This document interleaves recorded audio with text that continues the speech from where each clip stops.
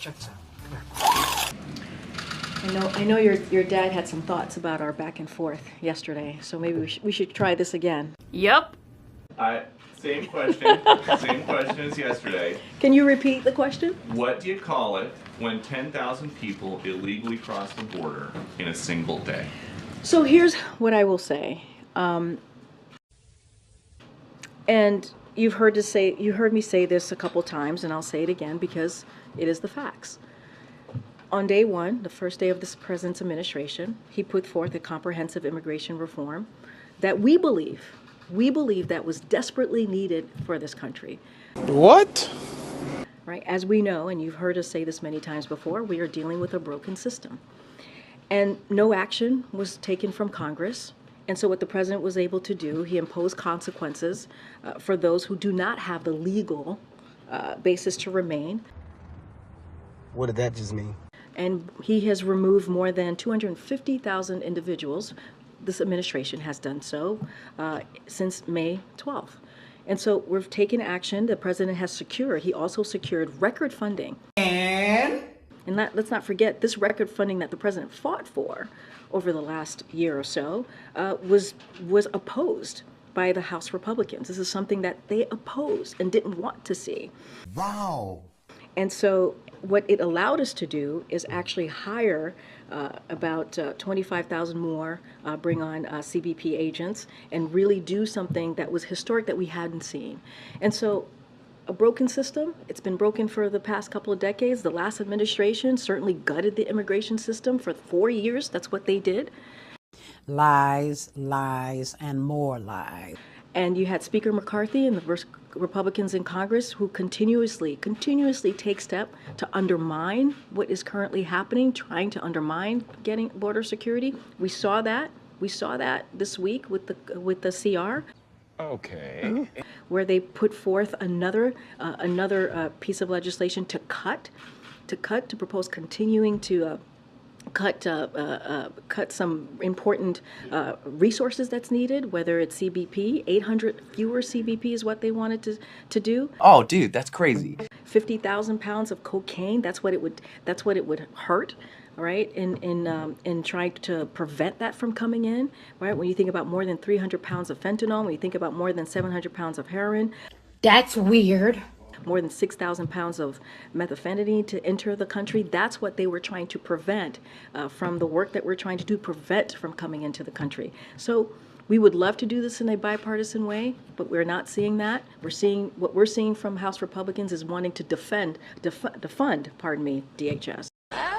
Okay, I see what you did there. But when you spoke last month, Yeah. and you said, we are stopping the flow at the border, is 10,000 migrants in a single day stopping the flow? What I will say is, I just mentioned 250 individuals have been stopped who do not have the legal pathway from coming in. That has been since May 12th.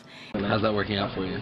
And as we are, looking at Eagle Pass, and I know this is where kind of the issue is at the time at the moment.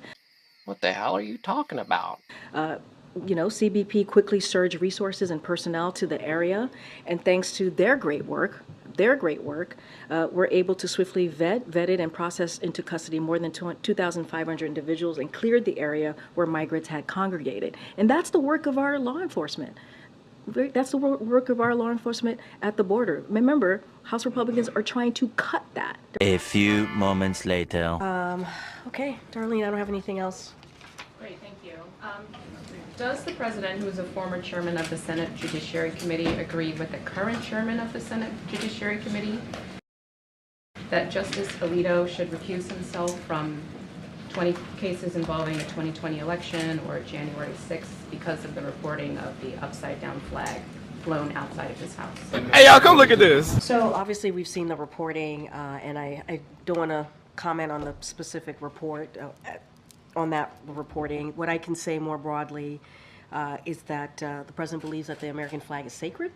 Okay. You've heard him say that. And is owed proper respect and honor of the brave men and women who have defended our country for generations, and we should be respecting that flag. We should be making sure that it is respected in that way. It is sacred. Yes, exactly.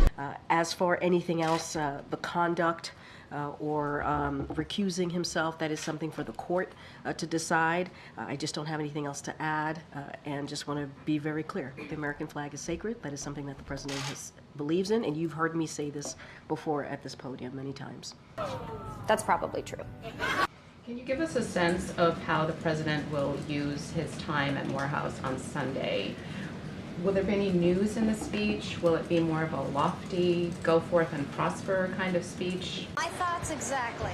Can you give us a sense of, without getting specific, because I know you don't want to get ahead of the president. I don't want to get ahead of the president, no. So look, he takes these commencement addresses incredibly seriously. He understands the importance of him being the president, and obviously Stop the cap. commander-in-chief when he speaks to the West Point graduates later this month.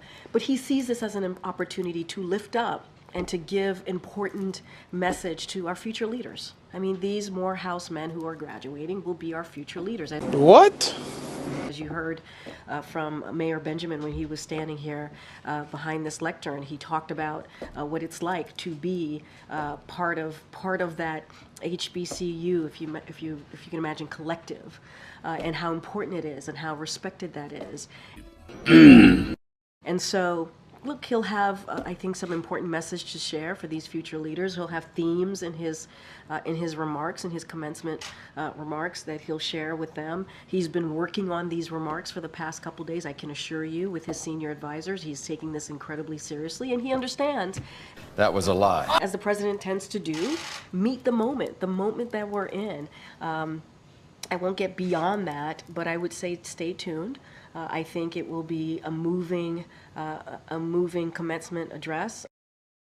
I think it will meet the moment, and I think you will hear directly from the president on how he sees, obviously, the future of this country, and also the community that they represent.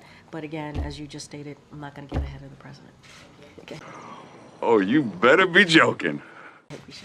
Thanks, Karine. I'm going to try again. On Morehouse? Not on Morehouse, Okay. no, on the flag. Okay. So, given the flag incident, does President Biden believe that Justice Alito can rule with impartiality for all the cases involving January 6th? Good question. So look, and this is something that I have spoken to the president about, and basically what I laid out is how he feels is that the American flag is sacred, and we should be respecting that flag. I do not want to get into the business of the specific actions that Stop it. Get some help. that Supreme Court justices, if they should recuse themselves or not on a court. That is something for the court more broadly. They have to make that decision. That is something that we're not going to step into. We're not going to comment from here. That's enough with that. Stop right there.